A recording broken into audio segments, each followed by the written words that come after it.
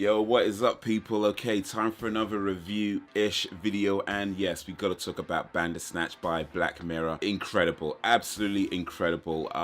Black Mirror, Netflix. If you've not seen it, definitely check it out. It is worth your time. It is incredible. So the general story is that a dude called Stefan. He's a young video game designer, and trying to get a game made, but the game has these different choices. It's set in the 80s, so it's kind of like a Telltale game, but in the 80s, and he's trying to get that made. But the main thing, that the unique selling points of this particular episode is, as he's trying to make a game with choices, you, the viewer, are making choices as to how the story progresses. So you choose which cereal he eats, you choose which music he listens to, you choose whether he accepts the offer or not, you choose whether he talks to this person or that person, you choose whether he goes there or here and everywhere.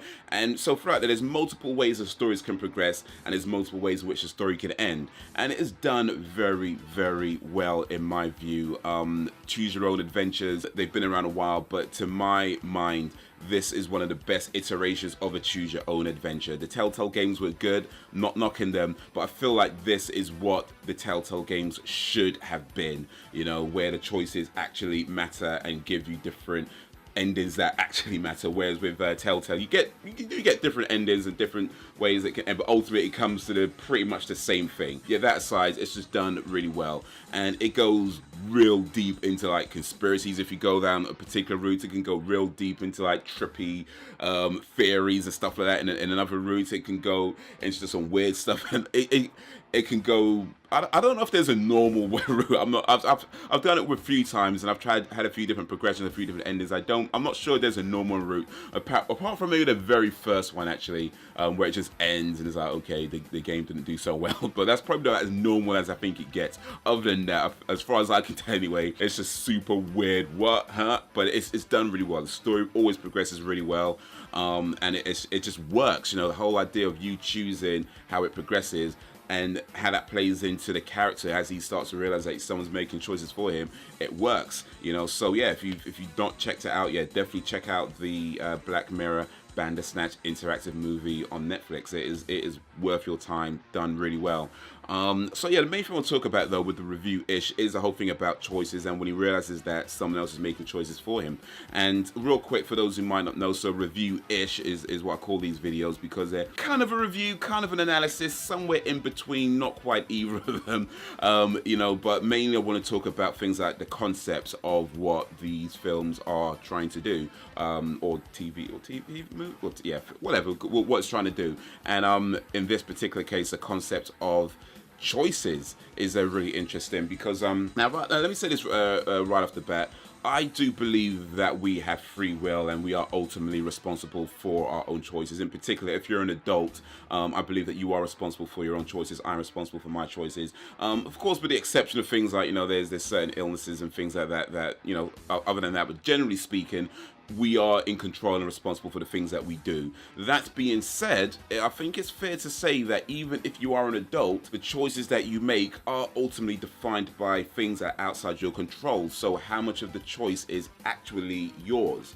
You know what I mean? So for example, you let's say I think children might be better examples actually. So let's say you're a child, you're 6 years old. Like, first of all, you don't choose who your parents are. Like, you don't choose where you are born, you don't choose what time you're born, or when you're born. You don't choose which house you live in, you don't choose which school. Well, most kids don't choose which school they go to. You don't choose which school you go to. You have a set of people within your school that you might want to be friends with, but you don't get to choose who those set of people are. You don't choose how you're raised. You don't choose how your parents treat you, how your friends or people around you treat you. You don't choose the environment and how that treats you.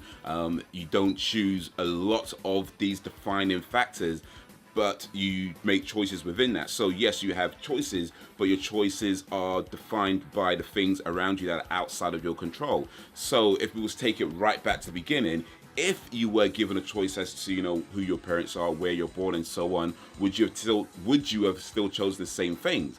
And well, we don't know. So as much as we have free will, our free will is defined by things that we don't get to control. So in our adult years, and as you become more and more aware of, you know, of self and your mind and, you know, who you are and so on. Yes, you still have you have free choices, but fundamentally those are still going to be defined or somewhat inspired, for lack of a better word, by the things that were happening in your childhood. So, you know, somebody who went through some abuse as a child, that's most likely going to affect them as an adult. You know, people who had like brilliant, loving upbringings is going to affect them as an adult. You know, so is most likely going to affect them as an adult. So yes, you have choices, but your choices are defined by things that are ultimately not your choice. So are your choices really yours? Now, that being said, of course, I think it's unfair to say that, you know, because your parents did this, and that, it's because they wanted you to be able to, you know, become this thing that you are now. Because, you know, you can't really see what's going to happen. People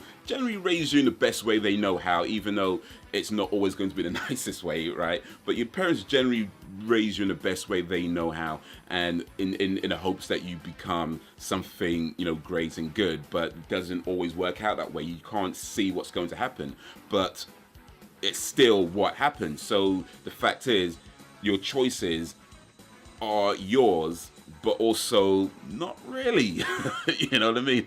Not really. They're yours, but they're not yours. You know. So how much of this would you still be doing had your life been different? You know, maybe some of it, maybe none of it. You know, you can't know that.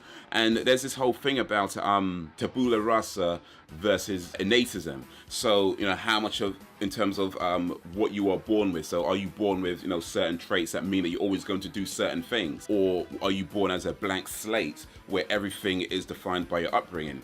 And, you know, there's no evidence to suggest either one is true. I believe they're both kind of true in certain circumstances. So, for example, if you look at somebody who is just really good at piano, like 3 years old, and they're already a master at the piano, you know, that's got to come from somewhere. You know, at 3 years old and you're already blazing the piano, that's got to come from something inside. Like that's not just like a few lessons, you know. I feel like that's got to come from something inside. So I do feel like the idea of being born with certain skills or born with certain traits is true.